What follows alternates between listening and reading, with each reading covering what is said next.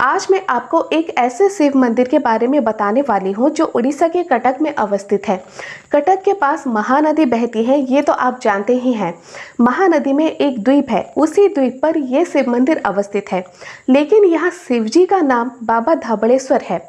बाबा धबलेश्वर की एक कहानी है जो कि बहुत ही पुरानी और बहुत ही अलौकिक कहानी है। ये कहानी आपको ज़रूर ही जाननी चाहिए ताकि आप समझ पाए कि बाबा धबलेश्वर जी की अलौकिकता कितनी ज़्यादा है। तो चलिए शुरू करते हैं आज का ये वीडियो। अगर आपने चैनल को अभी तक सब्सक्राइब नहीं किया है तो पहले सब्सक्राइब कर ले और बेल आइकन को भी प्रेस कर ले। जैसे कि मैंने आपको बताया कि बाबा धबलेश्वर मंदिर शिवजी को समर्पित है। ये मंदिर 10वीं और 11वीं शताब्दी में बनाया गया था। इस मंदिर में आपको बहुत ज़्यादा पत्थर की नक्काशी का काम नज़र आएगा जो कि देखने में बहुत ही सुंदर लगता है।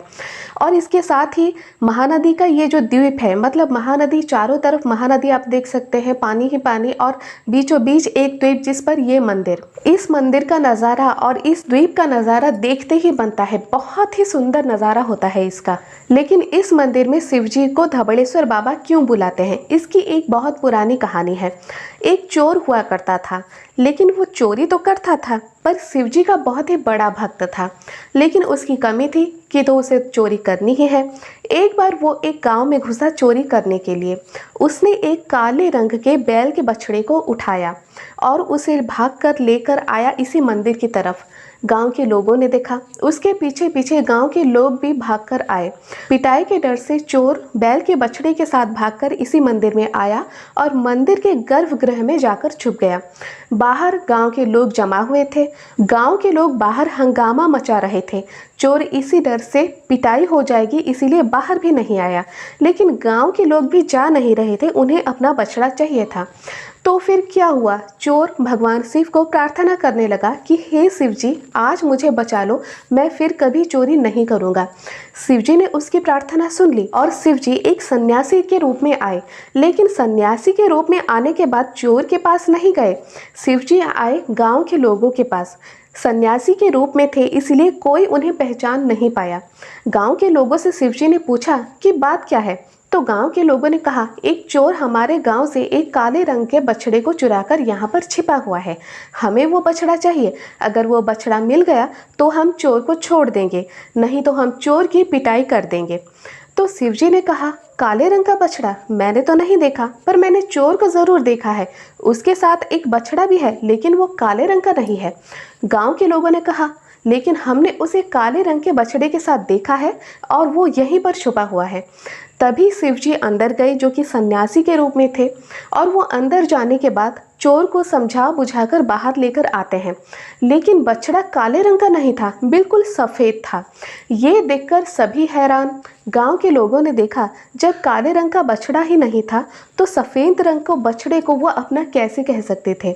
तभी गांव के लोगों ने सोचा, चोर की पिटाई करके भी कोई फ़ायदा नहीं है, क्योंकि हमारे काले रंग का बछड़ा तो इसके पास है ही नहीं, शायद वो कोई और ले गया। इसके बाद गांव के लोग चले गए। लेकिन चोर को ये समझ में आ गया कि ये सन्यासी है कौन, और वो सन्यासी के पैरों तले गिर गया और उसने माफ़ी भी मांग ली। इसके बाद वो सन्यासी कहीं गायब हो गए। चोर बछड़े को लेकर गांव में छोड़ आता है, लेकिन गांव में किसी को भी पता नहीं चलता कि आखिर काला बछड़ा गया कहाँ और ये सफ़ेद बछड़ा कहाँ से आया। इसके बाद चोर शिवजी की भक्ति करने में लग जाता है। वो चोरी छोड़ देता है और जीवन भर के लिए शिवजी की ही भक्ति करता रहता है। बस इसीलिए जब काला बछड़ा सफ़ेद हो गया तो उसी चोर ने नाम रख दिया बाबा धबलेश्वर। इसके बाद से सभी उन्हें पुकारने लगे बाबा धबलेश्वर। इसके बाद मंदिर का नाम भी रह गया बाबा धबलेश्वर मंदिर। बाबा धबलेश्वर मंदिर का निर्माण सोमवंश के शासनकाल के समय राजा जजाति केसरी ने शुरू किया था। लेकिन अभी आप जो रूप इस मंदिर का देखेंगे वो 8 गढ़ के शासकों ने दिया है। पहले इस मंदिर को जो भी भक्त जाया करते थे वो नौका से जाते थे, क्योंकि ये मंदिर महानदी के बीचों बीच एक द्वीप पर अवस्थित है और वहाँ पर कोई पुल भी नहीं बना था। इसीलिए नौका ही एकमात्र साधन था जिससे कि भक्त जाया करते थे। इस मंदिर में हमेशा भक्त जाते रहते हैं भगवान शिव जी के दर्शन करने के लिए। लेकिन कार्तिक के महीने में भक्त बहुत ज़्यादा हो जाते हैं। भक्तों की संख्या इतनी ज़्यादा बढ़ जाती है कि नौका बहुत ज़्यादा यहाँ चलने लगते हैं। इसी वजह से से सरकार ने यहाँ पर एक फुट ब्रिज बनाया जो कि एक हैंग ब्रिज है। और वैसे अगर देखा जाए तो उड़ीसा का ये पहला हैंग ब्रिज है जो कि महानदी पर बना है।